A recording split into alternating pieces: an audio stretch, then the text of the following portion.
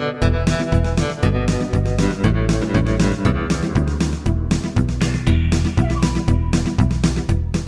longer the ATM for national politics. Welcome to the Texas Take, the #1 political podcast in the great state. I'm Scott Braddock, editor at quorumreport.com. Here as always, he's in Austin, I'm in Houston, but we've been trading places. He was in Houston earlier this week, and we're all over the state. I was in Dallas-Fort Worth last week, and we'll be everywhere else throughout this entire election. Jeremy Wallace at the Houston Chronicle. How are you, sir? I am here and tired, but ready for this stretch drive. You're worn out. HoustonChronicle.com and ExpressNews.com is where you can check out his work. You should be a subscriber to the paper of your choice, and programming notes, because people were asking. There should be no confusion. We're going to do additional shows starting October 27th. But let me tell you something, not 1 minute before that, because we are running around trying to figure out everything that's going on so we can bring it to you. One of the things that Jeremy covered this week was the visit by a very prominent Democrat that would be Jill Biden, Dr. Jill Biden, in Houston. For the first time in a long time, winning Texas is possible. Now, Jeremy, can you explain why most of what you hear there is car horns? Was this like a drive-in rally? Yeah, that's what, and we didn't know ahead of time too much about, they didn't give us many details. And so, when they gave me the location of where I was supposed to show up, all of a sudden you pull into this parking lot and it looks like a drive-in movie almost. Yeah. They created this little drive-in movie at NRG Stadium in Houston, in one of the parking lots. And so it was like just a bunch of cars out there, and like every time she'd say something people liked, they'd honk. It was just a really weird exclamation point on 2020. Yes, this is campaigning during a pandemic. She said every single vote matters, and here's how she tried to prove that for anybody who might be in doubt. One vote could be the difference between winning and losing a precinct. One precinct could win or lose a state. And one state, this great state of Texas, could decide our future for generations to come. Now, I would say, in fairness, it's probably nothing of note that was just extremely newsworthy, right, in the speech itself. Nothing of substance that made you go, oh, wow, I can't believe she said that. Nothing like that. However, the significance is that the wife of the presidential nominee for the Democratic Party is in Texas campaigning, right? Yeah, when you put it into the context of what we're seeing here, it's like, and not only was Jill Biden here, but Kamala Harris later on, just a couple of days ago, announced she was coming to Houston or coming to Texas, but then had to scrap those plans because they had some COVID-19 issues, obviously, with her staff, and so they, decided to halt all travel. But the fact that you had, Jill Biden and maybe Kamala Harris, coming to Texas in the same week, this close to an election, this is rare stuff, y'all. It's like we don't see this happen. You have to go back to 1988, the last time we had, such big name surrogates trying to win the state. And then it was Lloyd Bentsen, who was the vice presidential nominee at the time. Of course, he's a Texan, but he was chilling out in San Antonio, campaigning down there. I remember it very well from high school. I was actually at that rally. I remember this very well. But it's like that was the last time we saw this kind of attention from a Democratic presidential candidate this close to Election Day. Yeah, and even at that, it had to be somebody from Texas. Yeah. Right. I mean, so you'd have to go further back to find somebody who didn't have that connection. Right now, this is all part of a big push by Democrats from the bottom up and the top down, trying to win races, legislative races to the U.S. Senate race, et cetera, here in Texas and around the country. Mayors for Biden. Mayor of Houston, Sylvester Turner, is one of the voices you hear in this advertisement they're running to specifically try to get the African-American vote out because, of course, that's such a key block for Biden. Fellas, brothers, we've heard our sisters, our mothers, our wives and daughters cry out for equality. Equality all across this country. And now it's our turn. Our responsibility to take our power back. Black women vote more than black men. We change that. Don't give your power away. Every single vote counts in this election. Show up. Show out. And vote for Joe Biden and Kamala Harris. Interesting the degree to which they're drilling down on a specific demographic. Did you hear in there they said that black women outvote black men, and that needs to change? Yeah, they want everybody to vote, with equal strength leading into this. Yeah, important to note there was a another ad that was also airing that it had all these black mayors who are women from around the nation, and so it was like they kind of had done this like competing ad thing, and then the women are saying, hey, we're the ones who are going to carry this election. It was like it's a little weird trash talk. Going on about we can turn out more of our votes. No, you can't. Well, it's a point of pride whenever your group can show up and really punch your throw weight in these elections. Now, why so much focus on Texas? Beto O'Rourke, the former congressman who ran unsuccessfully for the Senate, he got so close to beating Cruz and created so much excitement. I still like to say that for a lot of these new Democrats in Texas, their only frame of reference for a winning campaign is one that they still lost to Ted Cruz. Yeah. But they're still excited about Beto O'Rourke. It used to be the case that if you ran statewide as a Democrat, it meant your career was over. You had drawn the short straw, right? But that's not true. That's not true with O'Rourke. He's still out there doing stuff. And Beto said on MSNBC that this is an election that they can win. It is a real race. And I think Texans have been able to connect the dots. They understand that John Cornyn has not only voted time and again to take away health care, including protections for pre-existing conditions, but he has enabled Donald Trump. So if you're angered by the kids in cages, if you are so frustrated and disgusted by the open racism of this president, the failed response to COVID and the greatest recession since the Great Depression, that's John Cornyn, who in the Senate has made that possible. So he's not just talking about the race for the White House. He's specifically talking about the U.S. Senate race, which he had been sort of toying with running in that election, and then that didn't happen. And you had said that over and over again, that people should just stop it. All the speculation about whether O'Rourke was going to run against Cornyn. Beto says that you've got all this money coming in now from other places into Texas. And so we're not the ATM for the rest of the country anymore.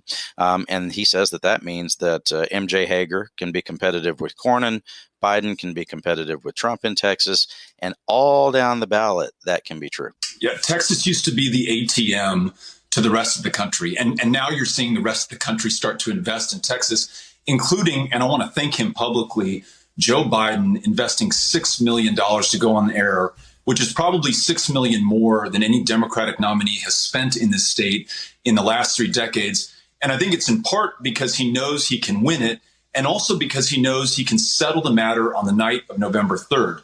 We can wait days or weeks for the votes in Pennsylvania to be counted, or we can know who the winner is because Texas will declare its results on the 3rd of November with 38 electoral college votes. It is mathematically impossible for Donald Trump to hold on to power and have a second term. We can turn the page on him and Trumpism with Texas. And that's made possible by what the great people and candidates in Texas are doing, and the fact that Joe Biden sees this opportunity. Now, the $6 million that he mentioned that Biden had purchased for television, mainly in El Paso and San Antonio down in South Texas, some of that had been trimmed back, although some of it's still there. Bottom line is it's still more money than any presidential candidate, particularly on the Democratic side, has spent in Texas in decades. But it's not just Biden who's doing stuff, as he mentioned. It's these other candidates, and it's Beto himself organizing all sorts of different things, including this big push to call as many registered voters as possible. And he got some big star power to help him with that, right, Jeremy? Yeah, and like you were saying earlier, it's like we're used to candidates running for statewide office and just disappearing and having no clout whatsoever afterwards, right? Done. But here, Beto O'Rourke was able to get Oprah Winfrey to come to a phone banking session in Texas to help rally Texas voters. And Oprah Winfrey herself started calling voters, as part of that thing. Like Beto O'Rourke could get Oprah Winfrey. Yeah, the guy clearly is having an extended, ability to draw people in and get stuff happening. He had Willie Nelson, come in, make some phone calls as well. Can you imagine being a regular voter, in Houston, and all of a sudden your phone rings, you pick it up and say, hey, it's Willie. It's like, what? I can't believe people didn't say, no, the hell. No way. This can't be Willie Nelson. But think about what they were doing, though. The fact that they were able to get like they ended up making almost 3 million phone calls on Monday night. 2.9 million is what I saw. Mm-hmm. Yeah, trying to get people, just contacting those newly registered voters. We know there's a lot of them, and reminding them when early voting started. And so, I think, what we're seeing with Beto is like he has this, his shelf life has certainly lasted far longer than most candidates, after they lose a U.S. Senate race, right? Try to think of a Senate candidate who lost, who's like, was active in politics 2 years later. You're right. Not in Texas. No way. It was always just the end of the career, the death sentence politically for them to run statewide in Texas. There was that one guy who drove across the state in his truck, and that's all anybody remembers about him. Yeah. They don't even remember his name. He drove across the state in that truck. Everybody kind of liked that, but he just sort of disappeared. He drove into the sunset. There are exceptions. Obviously, there are folks listening to this who are like, remember George H.W. Bush?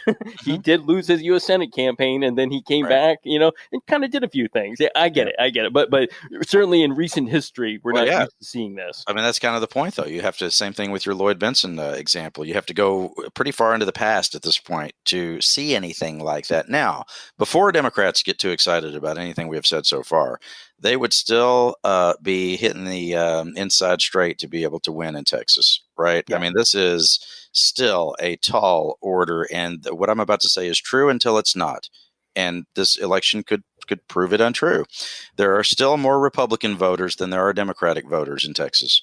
And I'm phrasing that a specific way for a specific reason. There may be, this could be true. Think this through. There could be more Democrats than Republicans in Texas. But unless they vote, it doesn't matter as far as the result of the election, right? So Cornyn is now going negative on MJ Hager, who Beto was talking about. And he started to do this right around the time of our last show, about a week ago. And this was right around the time of the debate that they had last Friday, which we'll get into in a second. But take a listen to the attack that Cornyn is now launching on his Democratic opponent, MJ Hager. I'm John Cornyn, and I approve this message. So I would say that what Democrats need to do differently is not compromise and not become moderate. MJ won't compromise. She wants cap and trade, which will destroy the Texas economy, raise taxes on families. Her government-controlled health care ruins Medicare and our patient-doctor relationship. Her safety plan? Defund police, legalize prostitution. MJ Hagar, too liberal for Texas. Too liberal for Texas. We are going right.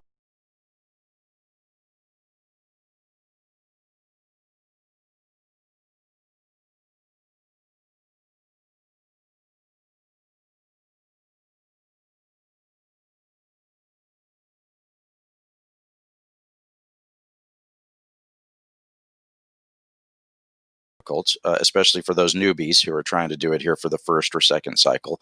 But the senator is attacking her here, but in Washington, he's propping up someone. He's being a good soldier. So in his role as a senator, he is on the Judiciary Committee, and he's trying to help the president's nominee for Supreme Court look good.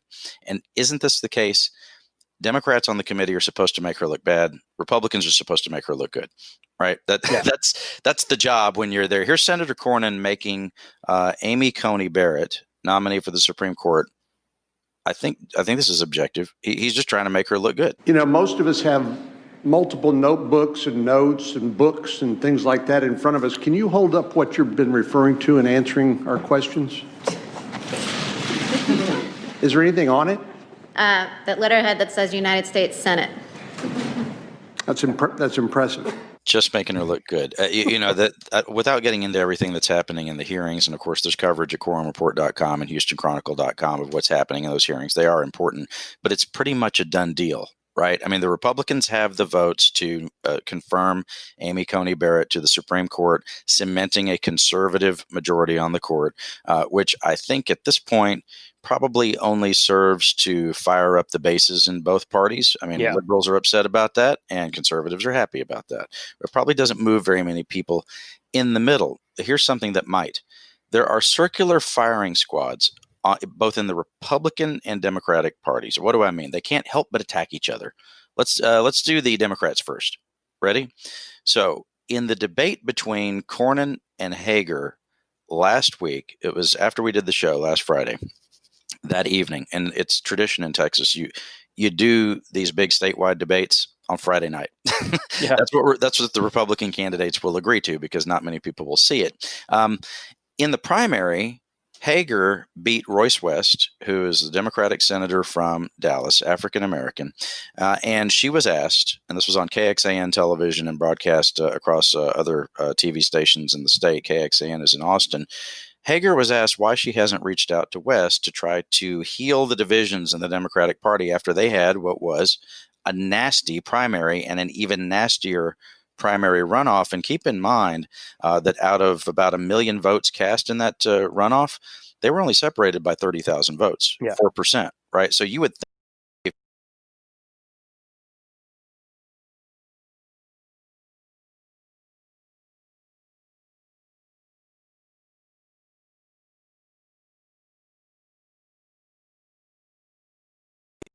the runner-up in the race to be the Democratic nominee to take on Cornyn. Senator West has built a coalition of minority supporters, ones who certainly could help you in your bid for U.S. Senate.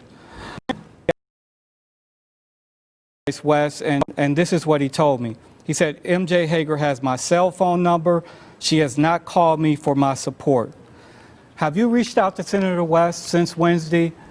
And why not? Senator West and I have had so many conversations backstage at events like this, talking about why it was so important to replace John Cornyn. A lot of people express frustration that I don't engage in politics as usual. Personal endorsements tend to come with quid pro quo that I believe are a big part of what's broken in politics. I will come humbly and ask for the support of the Texas voters, of the organizations that have endorsed me, but you can call multiple people, including the people who have personally endorsed me, and ask them if I asked for their endorsement. I believe that is a big part of what's broken in politics. Values-based person for the job. I believe Senator West is supporting me because I know that we're on the same page and we share so many of the same values. And I have really been blown away and inspired by the support of the grassroots momentum across the state, including in Black and brown communities across the state who know that they are not being served by their current leadership. That is a pretty rough answer to that question. Yes. And when she said that's a long country road to get to where she was trying to go. That's exactly what I was thinking. Look, when she said in that audio that you just heard, and that was Gromer Jeffers, by the way, at the Dallas Morning News asking the question. I want to give him credit for following up on this. When she said that Senator West was supporting her, he immediately said that he was not, right? That day in the newspaper. So what is Hager doing to earn votes in communities of color? Absolutely. We're talking about voters who have been taken for granted and sold out and had broken promises so many times. So you can't go into communities and say, I'm just assuming you're going to support me, or here are some promises. You have to go and talk to people and earn their vote and work with them, and not just talk to them, but hear from them. And I've partnered with these communities on policy-driven solutions to the challenges that they're facing, and I'm really excited about the plans that we have. Little doubt in my mind that she is a first-time statewide candidate for office in Texas, listening to some of these answers. Now, if you're John Cornyn, you would probably want to take advantage of this rift within the Democratic Party. Of course.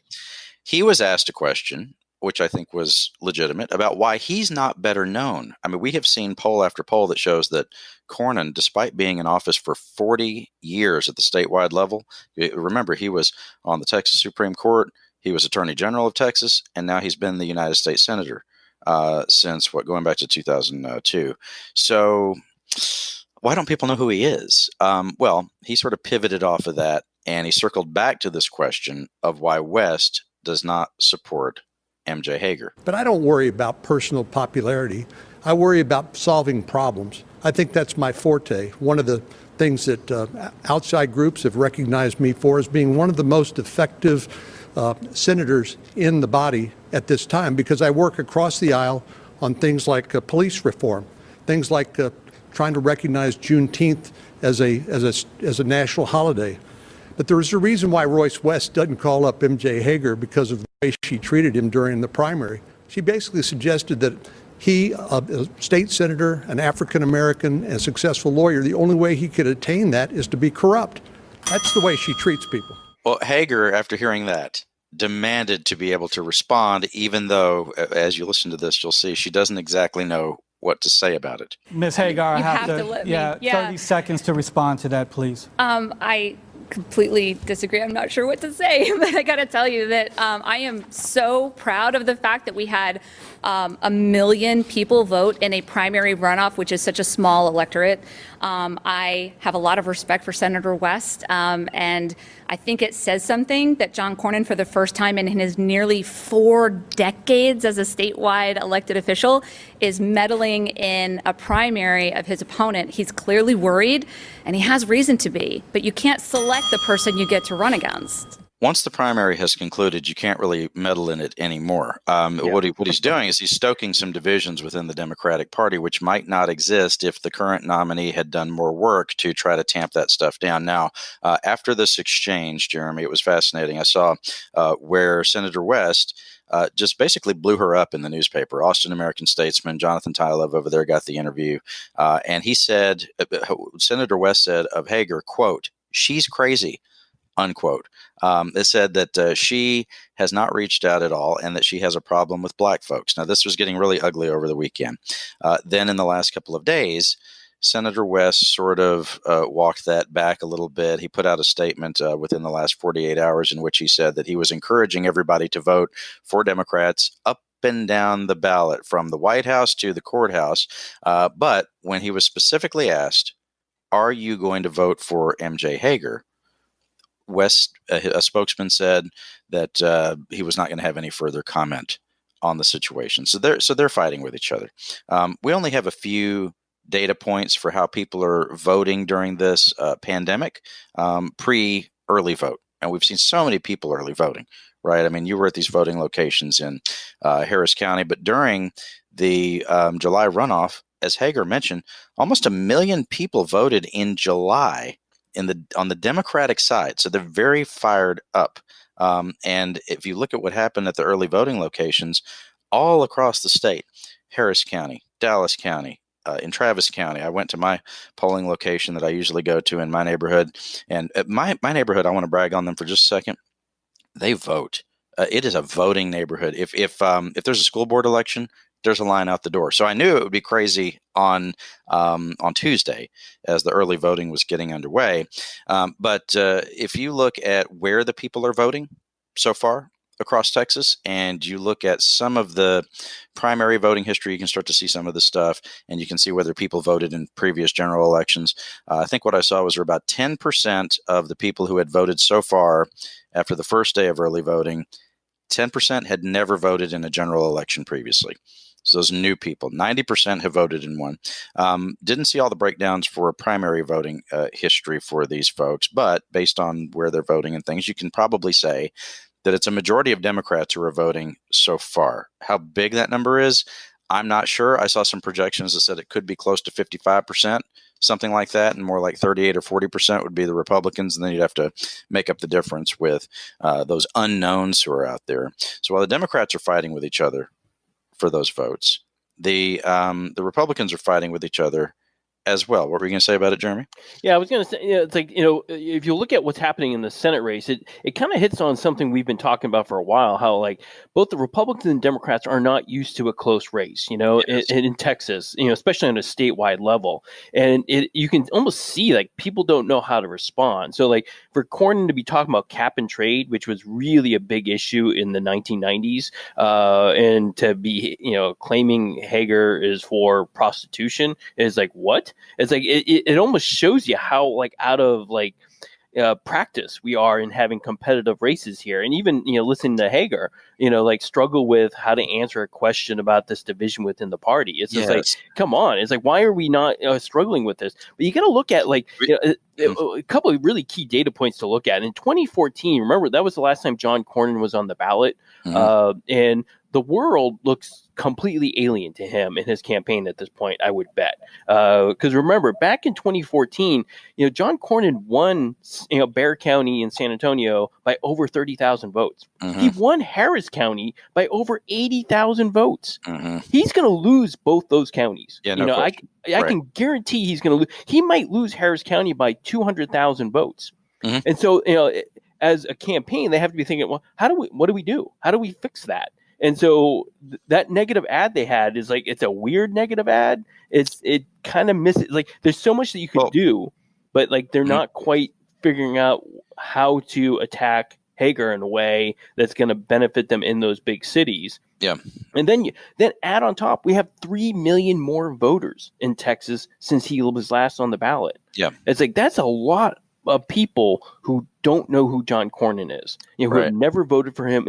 We talk about how he's been around for 40 years in politics, but there's at least 3 million people, and probably more, who have never voted for or against John Cornyn in their lives. Yeah, with 1,000 people moving to Texas every day, even during the pandemic, the fact that Senator Cruz is a national figure and is controversial nationally meant that people moving from other places knew who he was. But that's not true for John Cornyn, right? And one data point I thought was interesting, the fact that in the last few weeks before registration closed, more people were registered to vote in Texas than was the difference between Cruz and O'Rourke in 2018. Right? It was something like 280,000, so somewhere right in that area. So while the Democrats are fighting it out like that, and Cornyn is trying to figure out how to fight her, and sort of like you say, using the old playbook, and maybe it's weird, or maybe it's just they're doing what's worked before. Maybe it'll work again. We'll see. But that's a big question mark. Republicans can't help but fight each other. Right after we did the show last week, there was a big protest at the governor's mansion. And of course, it was liberal Democrats who were upset with the governor because of the conservative stuff that he's doing. Wait, no, I'm wrong. Usually in the past, it would have been that. It'd be some group like Planned Parenthood or some environmentalists or gay rights activists, you name it. No, this was the Republican Party of Texas, along with the Republican Agriculture Commissioner, Sid Miller, and other quote-unquote conservative activists who said they're upset with the governor over his coronavirus response. This is all happening with just a couple of days to go before early voting got started on Tuesday. Allen West, the Republican Party chairman, was asked apparently by one of the county Republican chairman, I believe it was in Brazos County, down in Bryan College Station, and this county chairman had written to him and said, "Why are you protesting our Republican governor right as we're about to go into a general election? It seems really ill-timed." I told him that in the 22 years of my being in the United States Army, I learned a lot of lessons about leadership. But one lesson that I learned was from Brigadier General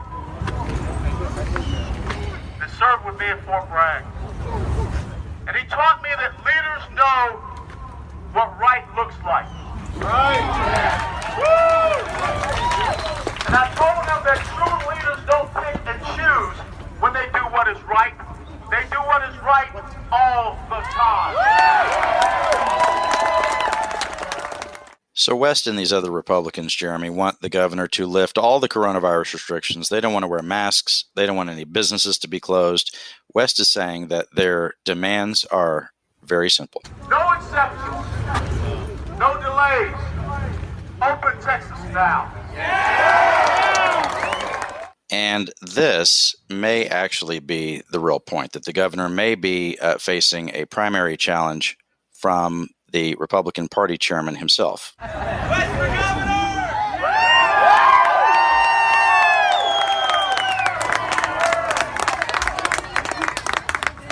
Paid political announcement by a bunch of knuckleheads.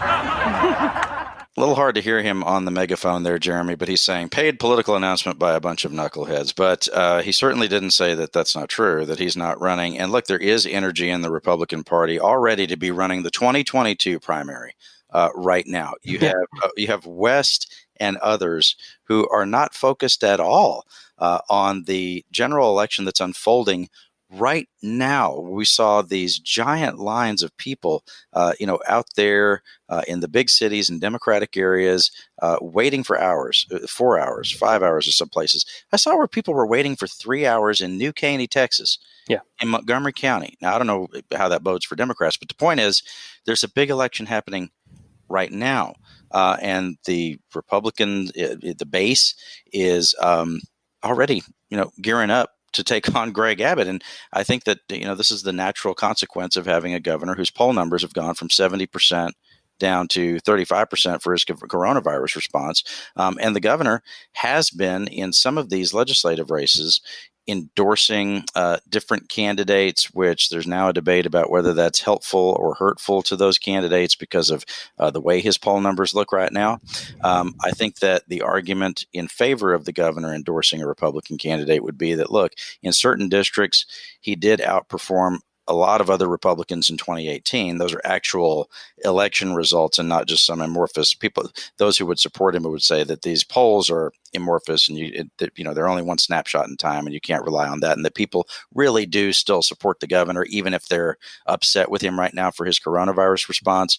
But as we've talked about and you've reported over and over again, Jeremy, there are good reasons for conservative Republicans to be upset with him, for liberal Democrats to be upset with him for reopening too fast, and then just for the general public who may not even pay that much attention to politics to be upset with him because the numbers on coronavirus in Texas are not as bad as some other places, but they're not great either. Well, and watch out what's coming down the road here. It's like if my Twitter followers will probably already know this, but I broke down where we're having surges right now in COVID-19, and up in Amarillo, it's an 88% increase in COVID cases since September 1st. In Lubbock County, it's up 96%. Wichita, 101%. In south of San Antonio, in some of those Republican areas, it's up 120%. And so you can see, as the governor, like if he has to do more to kind of clamp down on these outbreaks, these are in very red areas of the state. And so the tension is going to only increase. Can you imagine him having to go to Lubbock and say, oh, well, no, we got to shut down the restaurants again. Oh, yeah. It's like there's going to be like riots in the street. But that's where the problem is right now. They've had like a huge surge in cases there. And so now what do you do if you're the governor? It's like you're only going to make this inner, party fight worse in the moment you say anything. Once you send surge teams up there, it's like, oh, you're overdoing it again. Right. Let's get Alan West in there as governor.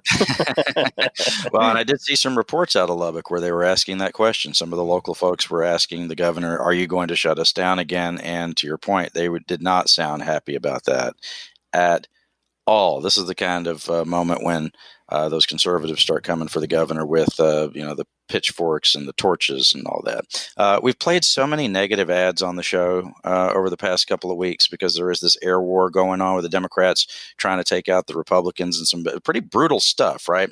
We talked about the Dan Crenshaw ad where they attacked him for the masks and saying that they don't work, even though that was a little out of context, as we explained here. But a lot of doctors saying that he was being irresponsible. We've seen advertisements against Republicans where there was one who was accused of not caring about the kids who live in an apartment complex that he owns where the sewage is backing up and the kid's is laying there in the cradle and is threatened by this guy's private business. All this. How about something a little lighter? It may be my favorite advertisement on TV of the election cycle. This is this little girl who's telling us about the business that she runs. And we're just talking about businesses that were closed down. This little girl is explaining that she runs, a good business, and there's only one person who serves in the Texas House who didn't want her as a little girl to be able to run her business, which is a lemonade stand. I am running a respectable business. I'm making payroll. I got my cogs covered, and I'm clearing $15 a day. When I heard Ana Maria Ramos voted to shut down my lemonade stand, and I was like, what? Ramos was the only member out of 181 Texas legislators to vote against allowing kids to run lemonade stands. At the end of that, then you see the face of the candidate running against Ramos, a Republican named Linda Coop, and underneath Coop's face, it says "Pro Lemonade." So this is the kind of message that a Republican would be running in an area of the state where maybe saying that you're the conservative Republican would not be the thing that you would want to do, right? If you're trying to win in a very ethnically diverse area. This is in the Richardson part of Dallas County, which I believe. So we talk a lot about how Fort Bend County is the most ethnically diverse county in the United States. That Texas House District is the most ethnically diverse House District in that part of Dallas-Fort Worth. And so it's these kinds of messages Republicans are trying to come up with. That's creative. Somebody had said, because they unlike Cornyn, like you pointed out, where he's trying to do the old playbook of saying so-and-so is too liberal for Texas, in some of these down ballot races, those Republican candidates are not making that case. Yeah. They're trying to come up with other stuff, including this lemonade thing. Now, what does that speak? What does that say about where they are with these races and the fact that the Democrats are coming in and they're spending all of this money? As we started the show, and we'll end it here with the Democrats really showing a lot of money on their reports, and the third-party groups are spending a lot of money on mail pieces and television advertising and all of that sort of stuff. With those kind of ads, and they're just blowing each other up on both sides. It's like playing the penny slots instead of playing the dollar slots, at the casino, because the penny slot, it has a better, odds of paying off, but the prize might be smaller. But the real thing that's in play here is, as far as a national sense is concerned, is a smaller victory, which would be taking the majority in the Texas House, which does have big implications for redistricting, which is coming up next year, right? Yep, huge. So we will see how far they get with all of it. That is all the time we have for today on this Friday morning. I'm going to make it a point to always say when we're recording, because everything changes. By this afternoon, none of what we have said may matter. So listen to the show. Listen to the show as soon as you can. Process it as soon as you can. Those daily shows here, it'll show up in the same feed. If you're subscribed to the show, additional shows will show up on the week of the election, leading right up to it, starting on October 27th through November 3rd, and we'll wrap it up on November 4th for people. So subscribe on Apple Podcasts, Google Podcasts, however you enjoy podcasts. Jeremy's work is at HoustonChronicle.com, and for up-to-the-minute intelligence on what's happening in your state government, go to quorumreport.com, click subscriptions. We'll get you signed up, and we'll see you right here next week.